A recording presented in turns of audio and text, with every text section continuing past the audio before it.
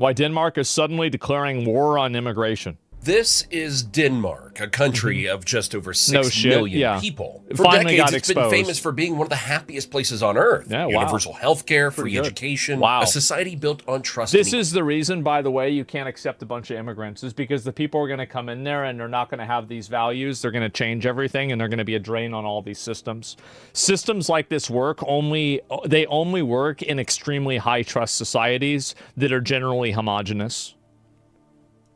Quality, but recently, something changed. In 2021, Denmark's prime minister stood in front of parliament and said something that shocked the world. We can't promise zero asylum seekers, but we can set that vision and do what we can to implement it. Yes. Not fewer refugees, not stricter limits. Yes. Zero, absolutely zero. Asylum seekers, period. And she meant it. Denmark passed a law to ship asylum seekers to Rwanda. Well, what are you going to do with them? We're going to send them to Africa. There you go. I love it. 6,000 kilometers away, so they'd never even set foot on Danish soil. They started seizing jewelry and cash from refugees at the border. They're demolishing entire neighborhoods to break up immigrant communities. They're forcing 1-year-old children in immigrant areas to attend mandatory daycare for 25 hours a week to learn Danish values. That's right. And even that, I mean, if they're not going to have, if they don't want their kid to learn Danish values, then why not just deport them? Why not just get rid of them? Why are you having immigrants coming into your country that actively want to be leeches on your system and hate your country? What kind of a fucking value is that? It's retarded. Yeah, what? Why would you even do this? Deport them. Yeah, get rid of them.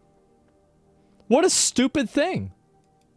Or their families lose welfare benefits. This isn't some far-right fringe party. This is the center-left Social Democrats. Yeah, because it's what makes sense. It's common sense. This is what's going to happen all over Europe, and it's happening in America, too. The only unfortunate thing is that there's so many people who are totally captured. Like, European countries have it a lot worse than we do as Americans with their migrant and refugee crises. And so we don't really see it as bad as they do. But once things start actually affecting people on an everyday basis, this is going to be widespread everywhere. Party of the working class. And also, like, the entire concept of talking about this is ridiculous. Like, we're talking about an idea of what should happen, right? Whether it's happening right now is kind of irrelevant, isn't it?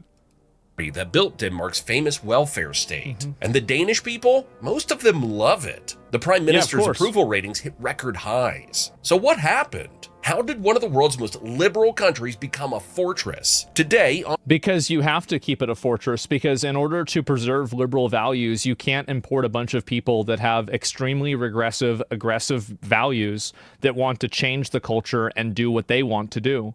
You can't just invite anybody in and assume that people are these interchangeable units that are not coming in with their own values. Like, if you're bringing in a bunch of people from a country that thinks that women should be property, you're going to have more people in that country that don't respect the idea of women's sexual autonomy.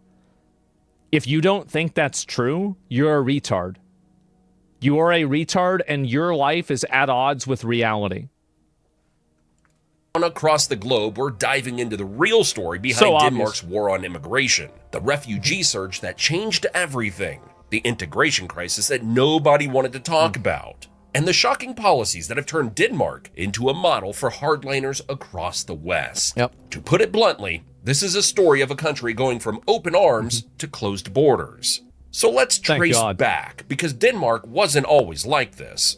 For most of its modern history, Denmark prided itself on humanitarian values. See, that's the mistake. You should have never done that. Should have never done this. You should have focused on your own people and your own problems, not going out and trying to, micromanage, random countries.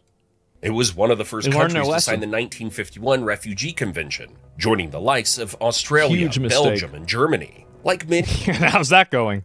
European nations rebuilding after World War II, Denmark actively recruited guest workers in the 1960s and 70s, bringing in laborers from Turkey, Pakistan, and Yugoslavia to fill critical labor shortages. The assumption was simple. They'd work, earn money, and return home. But many didn't. They stayed, brought their families, and built lives in Denmark. Then, in 1983, Denmark passed one of the most generous immigration laws in Europe, giving asylum seekers strong protections and a real path to citizenship. See, they didn't think it was that bad then because it wasn't. Like, these things become worse over time as populations change. That's it. They turned from controlled to uncontrolled immigration. Yeah, exactly. Like, and that's the issue. You never let this stuff happen. People always think, oh, it's a little bit, okay, let's let this happen. I don't understand how people let their countries do this. It's just, it's a shock to me that they do. So yes, really for is. decades, Denmark quietly accepted UN quota refugees and welcomed diversity. Why would people move their entire family, work here, and then move home? You never understood if you made a light there? Well, I don't really, the thing is that, Jesus, this gnat is flying around my face and make me so annoyed. What their best interest isn't really relevant to me because they're not citizens of the country. So whatever they're going to do and whatever they like doesn't matter. I don't care about that. It should matter what the citizens of your country want and what's in their best interest. That's it. It's literally that simple. Back in 1980, immigrants made up just 2.6% of Denmark's population. Mm-hmm. By 2025, that number had jumped to 12.6%. Wow. With another 3.7% being Danes born to immigrant parents. Yep. Nearly all of Denmark's population growth since 1980 has come from immigration. But here's the thing. This wasn't a gradual change that people got used to. It was a sudden shock that changed everything. And that's the reason why it's so problematic. It's because a lot of these people that are doing it, they bring in an amount of immigrants where they don't need to assimilate because they just create their own insular culture inside a separate country. One of Europe's smallest countries, welfare economy is under a lot of pressure. So we simply have to reduce the amount of people who travel up through Europe to specifically apply for asylum in Denmark. The turning point came in 2015, the European migration crisis. I don't know why. Why is it that Saudi Arabia and a lot of these other countries accept zero of these people, and Europe is just expected to accept millions of them? Why is this happening? Like, what is going on here? Turkey accepts a lot? I mean, very sus, isn't it? Yeah, I don't know what the fuck is wrong with the people over there. As I said, if it was up to me, the answer would be zero. I would take zero of them. I would turn back every single one.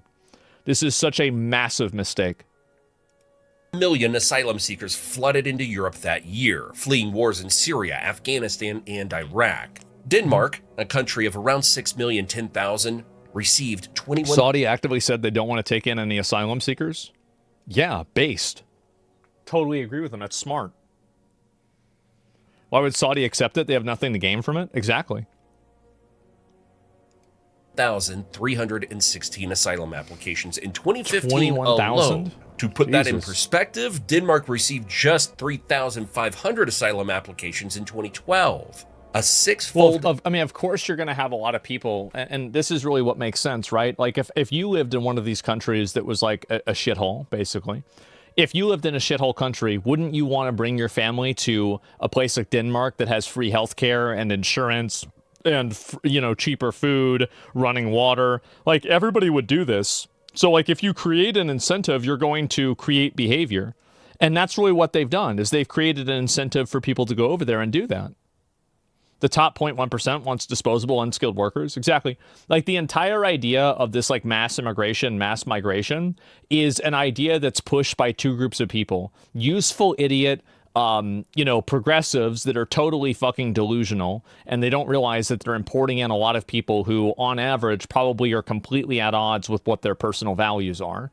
That's number one. And the other group of people, which is ironic because all of these progressives hate these billionaires, is that they're advocating for policies that benefit billionaires. What do you think the benefit is for the average citizen to have a bunch of random migrants in their country? Well, there is no benefit. But if you're a business owner and you can monopolize and take advantage of their labor, well, then now we're talking. Now we're making money. That's it. And so, yeah, those are the people that really win.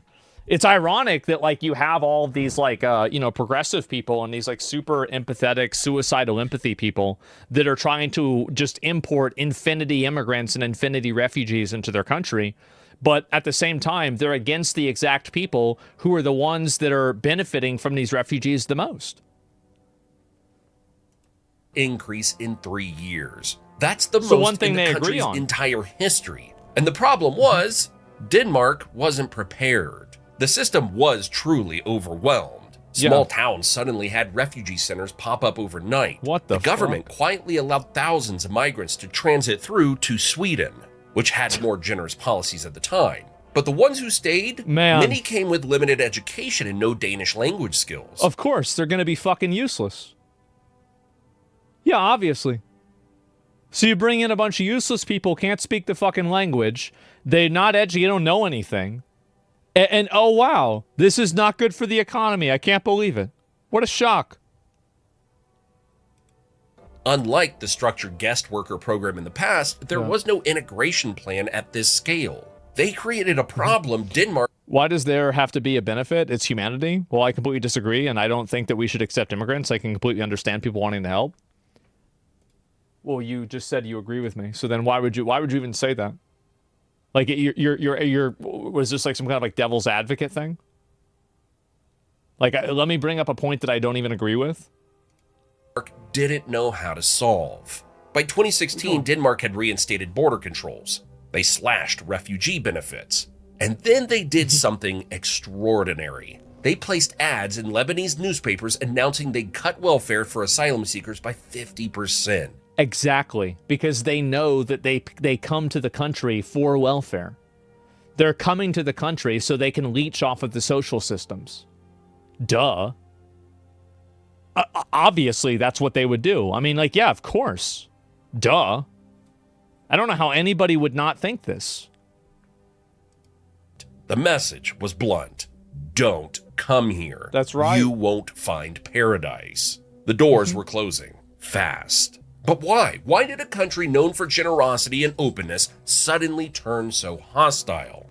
Because you can only extend generosity and openness to people that are like-minded. If you do it to people that are not like-minded, they will use that against you and destroy the entire system that creates the generosity and open-mindedness to begin with. The truth is, Denmark had been struggling with immigration for years. They just hadn't been talking about it publicly. And when they finally did, the statistics were shocking. Denmark had accepted immigrants, mostly from the Middle East, North Africa, and Somalia for decades. But integration wasn't working. Ethnic enclaves formed in Danish cities, communities where Danish wasn't the main language, where unemployment was high, education levels were low, and... Lovely. Wow, this is making everything better. UAE is 85% immigrants, one of the safest countries in the world. The government wanted to control the situation, they would. Well, having immigrants come in through like a system is very different than just letting people in wholesale because they say they're refugees. Crime was a growing problem. The government started calling these areas ghettos. Not as an insult, but an official designation. If a neighborhood had more than 50% non-Western immigrants and scored poorly on employment, education, and crime, it got labeled a ghetto. By 2018, Danish politicians were openly saying these immigrant-heavy districts were a threat to national unity. The government... Obviously. Like, how did people not see this ahead of time?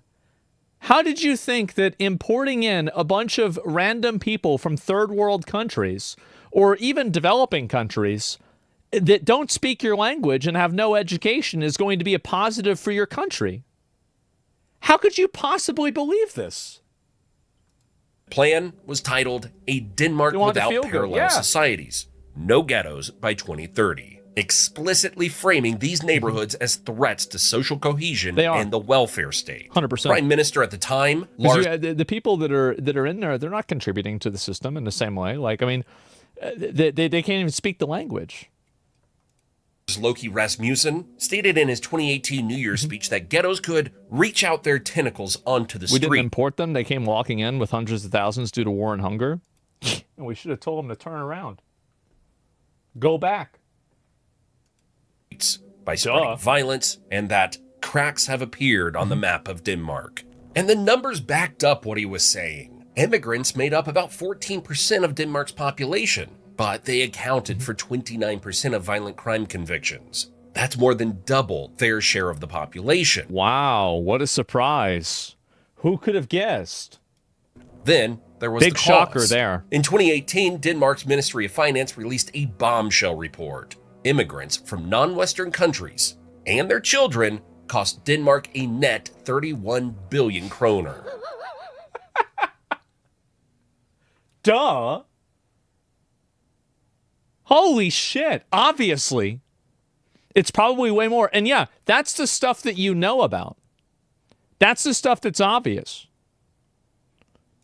What's that? Their currency. 4.2 billion euros in a single year. Danish taxpayers were stunned. A relatively small immigrant population was creating a massive drain on the welfare state they'd spent generations building. But nothing made immigration... See, I'm a very big fan of welfare states. I think welfare states are good, but you can't maintain a welfare state and let a bunch of people come in because they'll fuck up the balance. Like, I'm a favor of universal basic income, universal, free childcare, etc. But it has to be for citizens only, and the people that come into that system have to be extremely highly qualified. You can't just let a bunch of random fucking, people from third world countries come in and then just think, oh, well, everything is going to turn out okay. It's not. It's obviously not.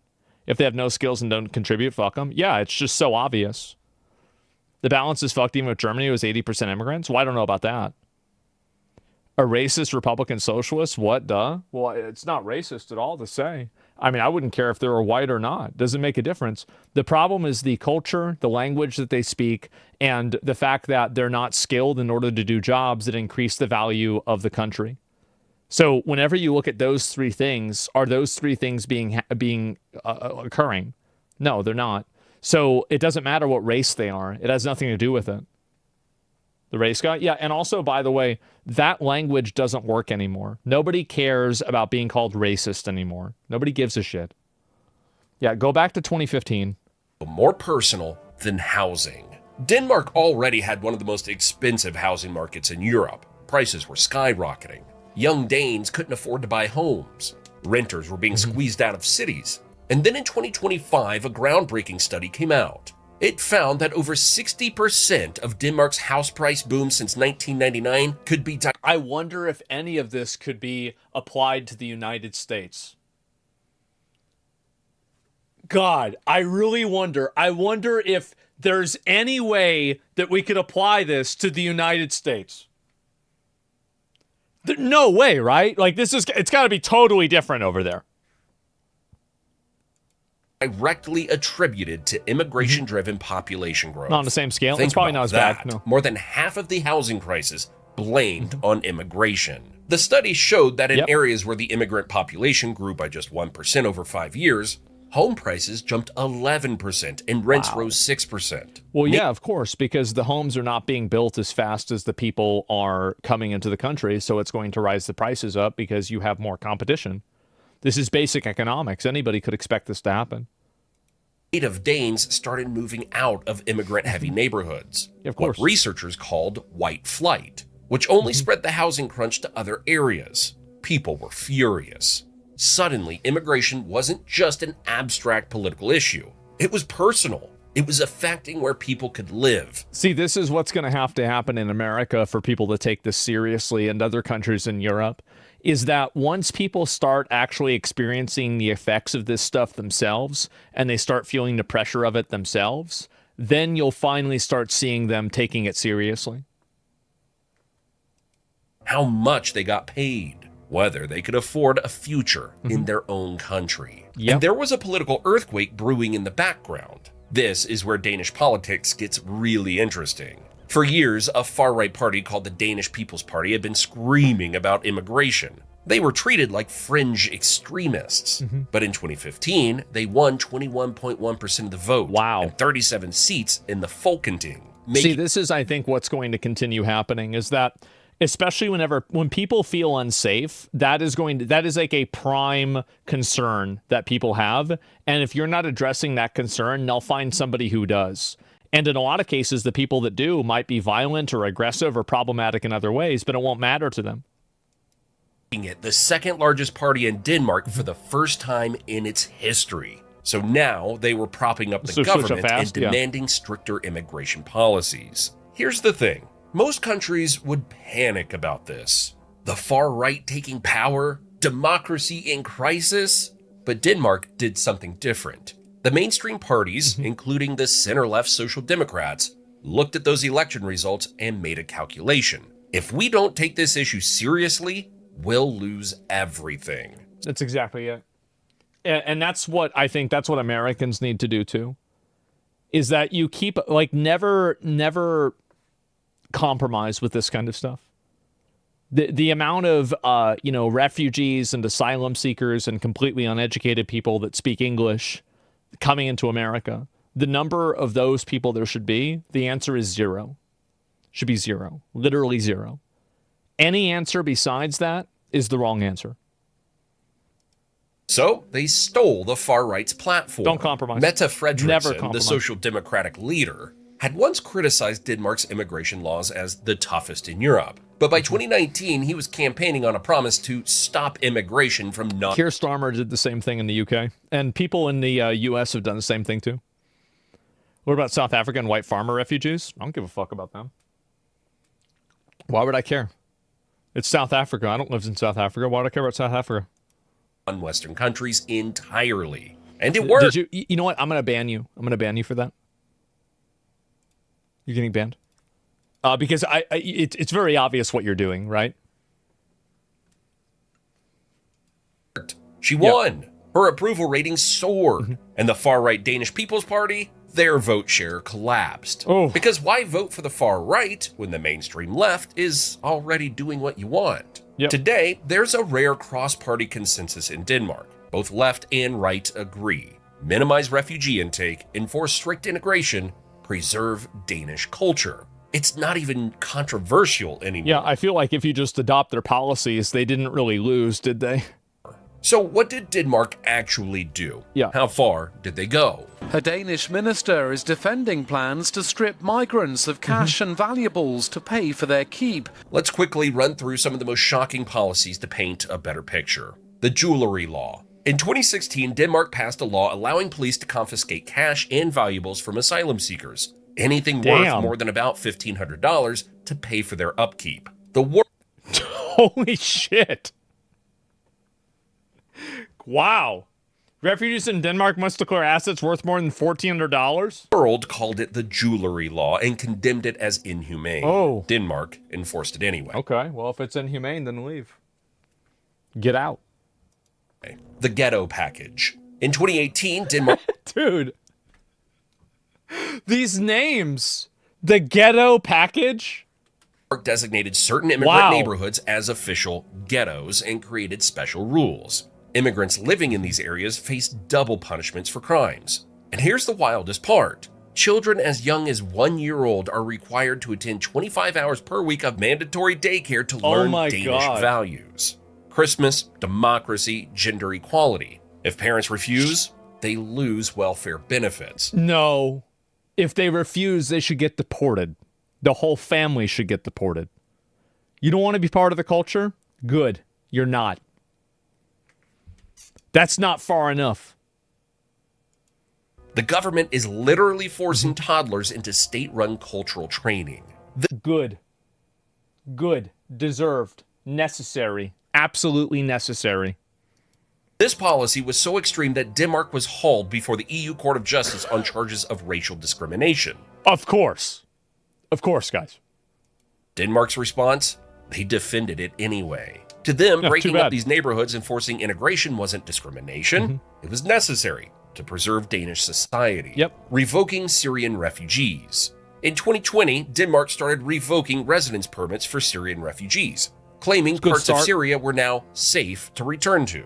Hundreds of Syrians. Well, even if they're, I think this is a bad argumentation, because the implication behind it is that another country's state of like war or not has any bearing on how a sovereign country should be obligated to behave. It doesn't matter whether the country's at war or not. That doesn't mean that a country like Denmark is obligated to take in a bunch of people. It just doesn't make any sense. So, like, even though I kind of agree with this, I still think that they're using language and logic that is created by people who hate them and want to undermine them. And you should never use language and argumentation that's been created and a frame of reference of argument that's been created by a person who wants you to lose.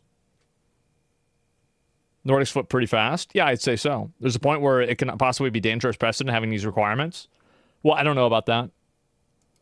Lived in Denmark for years, learned the language, got jobs. They were told to go back or stay in deportation camps. Yep. Denmark became the first country in Europe to do this. The Rwanda Plan. Inspired by Australia's offshore detention model, Denmark passed a law in 2021 to send asylum applicants to Rwanda for processing. Not temporary detention, permanent processing. The idea is that no asylum seeker ever sets foot in Denmark.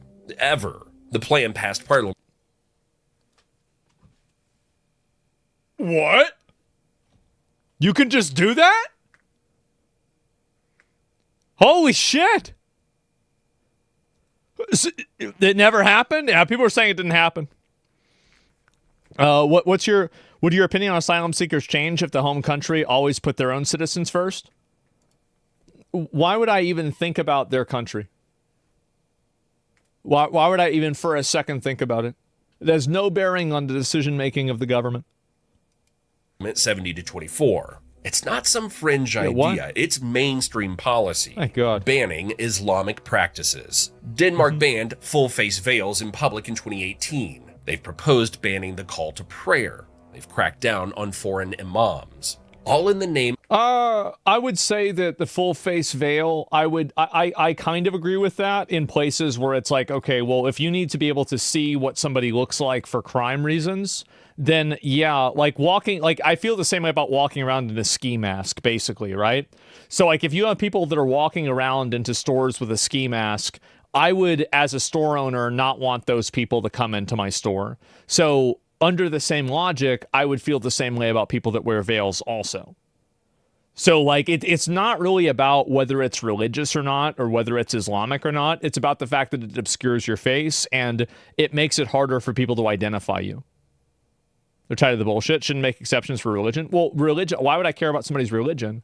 If your religion says that you're going to break the law, then too bad. I guess you can't practice your religion.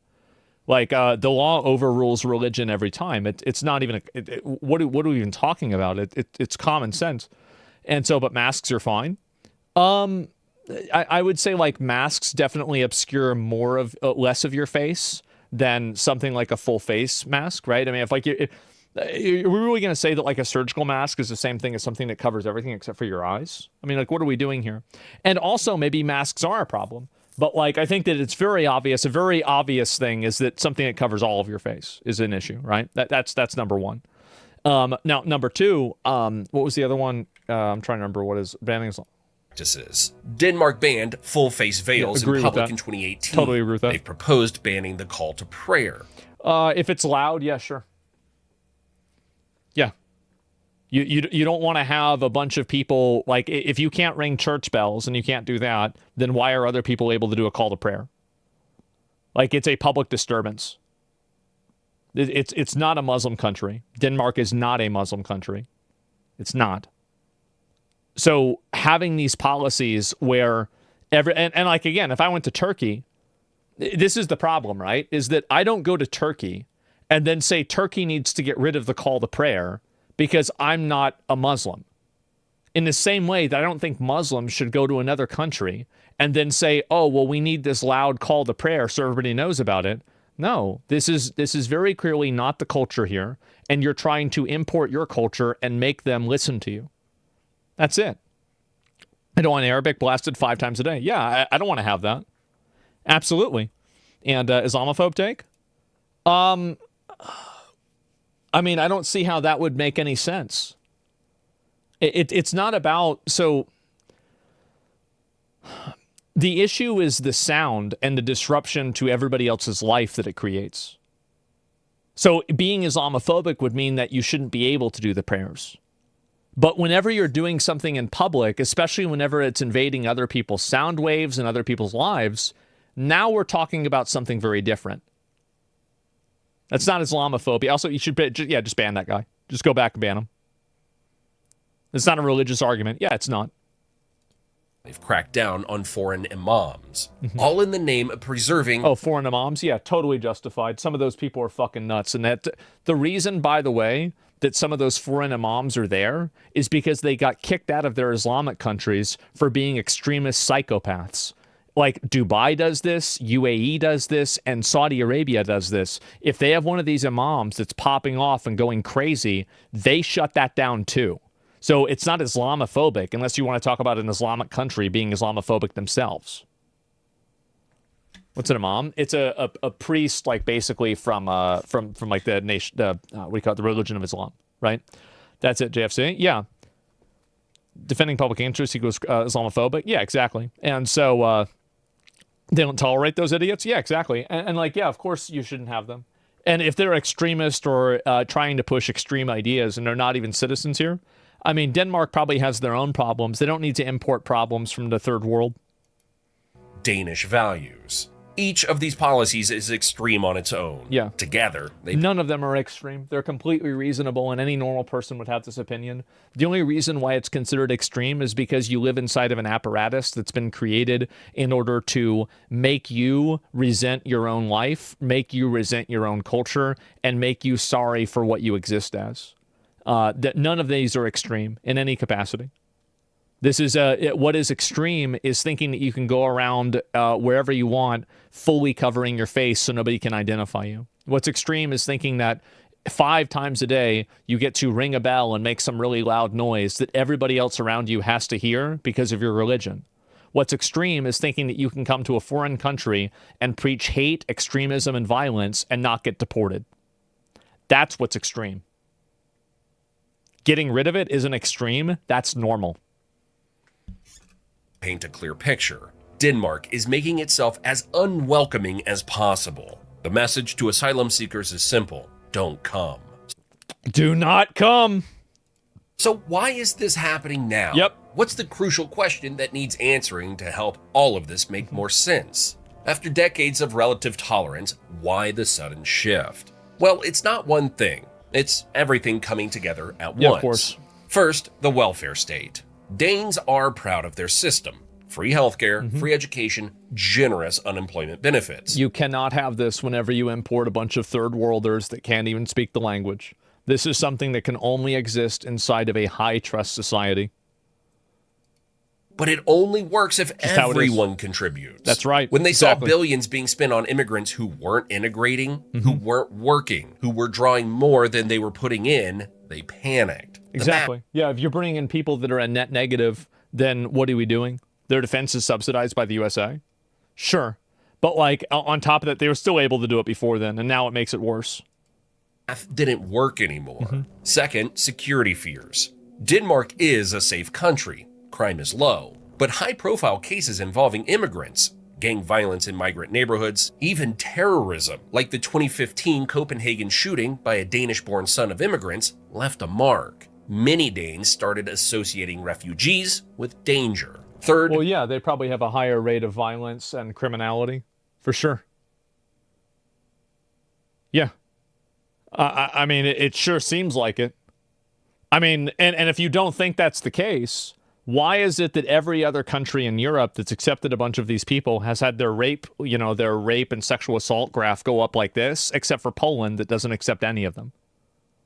What do you think that is? Why could that possibly be happening? It's so obvious. The parallel societies. This is a big one.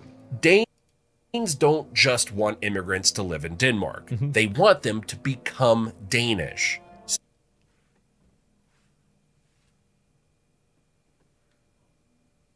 Oh! What?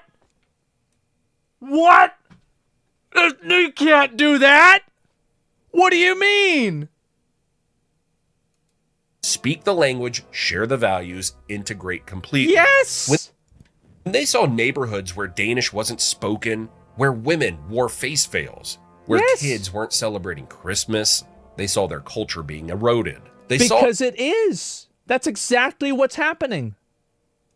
A future where Denmark wouldn't be Denmark anymore. Yes. And here's where it gets controversial. When the war in Ukraine started... Nothing about this is controversial, by the way. The only people that think it's controversial are brain-dead retards. Denmark welcomed over 41,000 Ukrainian refugees in 2020. Yeah, of course, because Ukrainian refugees are going to integrate better into society than ones from third world countries from a totally different religion, totally different culture, totally different language. There's a lot more overlap. You know, you think about a Venn diagram, right? Like the Ukraine and Denmark is going to be a Venn diagram, whereas a lot of these third world countries are just two separate circles. 2022 and 2023. Quick resonance. And yeah, it's like that's the big reason. That's what makes sense. See permits, immediate support, no controversy. Why? Because Ukrainians are European. They're yeah, duh. Of course. It's crazy how these people can state these kinds of things as if it's an accusation, whenever, in fact, it's the best justification that you could possibly have. Yeah, duh. Of course. Christian. They're seen as culturally compatible. Because they are. They are. They're more culturally compatible. Anybody disagreeing with that is brain dead. And they're a liar.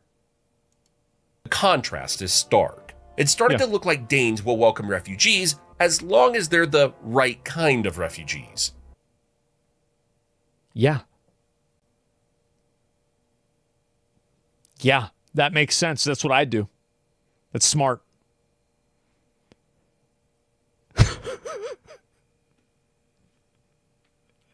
Yeah, duh. Of course. Oh my God. What is wrong with people nowadays? And that's made the hardline stance feel justified to a lot of people. It's not about numbers, it's about culture. So there's one final question to try and... Yeah, it's about culture and religion and values. Absolutely. Answer here.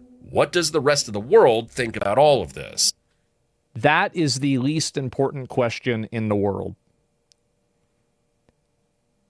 Wow. Other countries think that you should import a bunch of migrants into your country. Oh, really? Okay, that's great. Why should Denmark care about the opinions of any other country whenever they're looking out for their own citizens?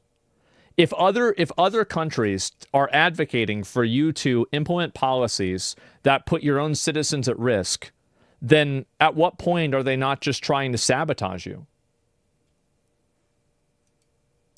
Denmark's transformation has shocked the world. Human rights groups call the policies cruel. Human rights groups are bullshit. They shouldn't be taken seriously. All they do is they're weaponized in order to destroy these European countries and to make everything worse for people that live there. They're filled up with Karens, and I think that if it was up to me, I would defund every single one of them. I just completely. Stop giving them money. It doesn't matter. I don't want to hear a bunch. I don't want a new council of Karens that live in gated communities to try to tell me why it's a great idea to import a bunch of illegal migrants into my country that can't even speak the language that they will never have to see in their life. It's crazy. Yeah, human rights. Yeah, what about the human rights of the people that live in Denmark in order for them to decide what's okay for them? This stuff makes me so mad. It makes me so mad because I see this as just such a complete inversion of ethics and morality, and it's done in a way that is totally fucking what's the word? Like it's totally self-referential. It's completely selfish, and the people that are advocating for it never have to experience it. It's allowed? Yes. It's suicidal empathy being weaponized? Yeah. Never listen to any of this human rights stuff. You know what else they complained about? Bukele in El Salvador. And you know what he did? He put everybody in jail, and everybody else now lives in a paradise down there. And I'm sure it's not great, but I can guarantee you it's probably better than it was 15 years ago. So never listen to these people. These people don't want to make the world a better place. They want to make themselves feel good, and they want to create a degree of importance for themselves by complaining about things. They should be totally defunded, and they have no value whatsoever. They're full of shit. Now there's free college in El Salvador? Yeah, exactly. Human rights. Jesus Christ. What about the rights of the other 98% of people? They never think about that. UN says they're harsh and possibly illegal. But inside Denmark, there's barely any outcry. The crackdown is popular. Asylum applications... See, this is, everybody wants this. It's dropped from over 21,000 in 2015 to just 2,095. That's 2,095 too many. In 2021. The government calls that a success. A YouGov poll from 2018 found that 65% of Danes were against accepting any more migrants. By 2022... 65% fucking based. I love it. 46% of Danes stated that they wanted no more or only a few Muslims making residency in their country. Mette Fredriksen's government argues they're being realistic. When people realize they will be sent out of Europe, they will stop coming. Duh, of course. Yeah, absolutely. Said one social democratic lawmaker defending the Rwanda plan. And they will stop putting themselves in danger, he added. Other countries are paying attention. Now it seems there's a lot of more countries that have rallied around the notion that we should get democratic control of the migrant flows, and I'm just very, very happy that this is the case. Denmark's strict immigration policies have found inspiration in Australia's Stop the Boats offshore processing model. And Denmark has been actively studying the Australian approach. Denmark's immigration minister... Yeah, just don't let them come. There it is. It's simple. Are you anti-immigration on principle, or simply because because of the state of the U.S. today? I'm anti-immigration generally out of principle. I think that bringing in a bunch of people into a homogenous society that don't share any of the values or even the language of that society will create problems no matter what. And I think that you can just you can look at this as an abstract idea, and you can easily come to the conclusion that this will cause problems. Yeah, I mean, it's not like you don't have to like be a genius or like a wizard or an economist to figure this out. It's so obvious. It's common sense. Yeah, it is. Legal migration, not legal migration for me. Well, if you bring in a bunch of legal migrants that also don't speak the language, that also don't share the reality, if you have a law that effectively allows your country to be subverted by foreigners that are coming into it, that are not assimilating, why do you have that law? If you have a law that actively works against the best interests of the country, why does it exist? So I think that really something being legal versus illegal matters, but even legal migration should be managed at a very low level in a lot of cases. And I think that a lot of countries think that they are going to solve their economic problems by just importing infinity third worlders. I don't think that's going to work. Minister even visited the controversial Nauru facility in Assimilation's a 2024 myth. It doesn't work. Assimilation absolutely works. It 100% works, but it has to be slowly. A great example of this is like every World War II movie is generally about 5 guys that get, drafted into the war. And one guy is from New York, another guy's from California, another guy's from Florida, one guy is from like Alabama, and one's from Texas, from totally different lifestyles and totally different worldviews. And they come together to achieve something that's greater than themselves, right? And so really like Fury, yeah, great example, right? That's a new one, right? I watched that with my dad. And that's the point. So like assimilation does work, but it has to be done very slowly.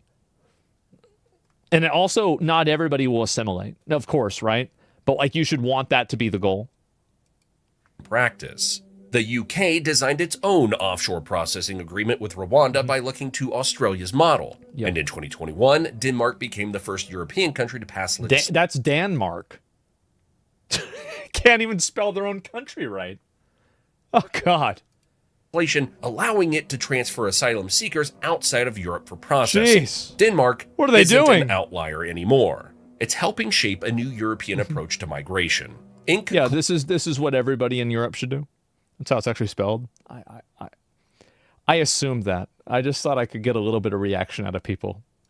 Conclusion, Denmark's war on immigration is one of the most intense political shifts in modern European history. Yeah. A country famous for happiness, equality, and openness has become a fortress. They've gone from welcome... Well, yeah, it's a fortress so everybody can be happy and equal inside of the fortress. Duh. That's the whole reason why it's a fortress. Refugees to aiming for zero asylum seekers. Yep. From integration programs to demolishing immigrant neighborhoods. From a humanitarian leader to a hardline enforcer. And it should have never been a humanitarian leader. And they should have been focusing on the humanity of their own people. Working, at least politically. The Danish people support it. Yep. The far right has collapsed because the mainstream adopted their policies. Other countries are following Denmark's lead. This is a story of a society that tried integration, decided it failed, and chose separation instead. They didn't decide it failed. They did studies, and the studies showed that it failed. There was like verifiable proof that it failed. It's not like, oh, well, they just decided that it was bad. No, there's a study on it, and it said that these people are a massive net negative to the money. It's a story of fear. Fear of losing a welfare state. Exactly. Fear of losing cultural identity. True. Fear of losing control. All justified, all reasonable, all completely patriotic concerns to have, and any Dane that has them, I totally respect. Anybody who's advocating for bringing in all of these people, I suggest that we send them directly to their house. Denmark made a choice. They decided the costs of an open society were too high. And now they're showing the rest of the West exactly how far a democracy will go when its people feel threatened. The question remains. No, it's actually, it's not that bad. I mean, they're just getting rid of some of them. There's still a lot of them there. It's really not that bad. Is this the future, or is this a warning? What about how Portugal solved the immigration? I think that the only warning is the fact that it happened in the first place. I mean, this video presents Denmark as somehow a bad actor or somehow like problematic for doing this, but I totally support them, and I think that they're completely right. They're completely right in doing this, and I'm totally on their side. I think this is a great thing.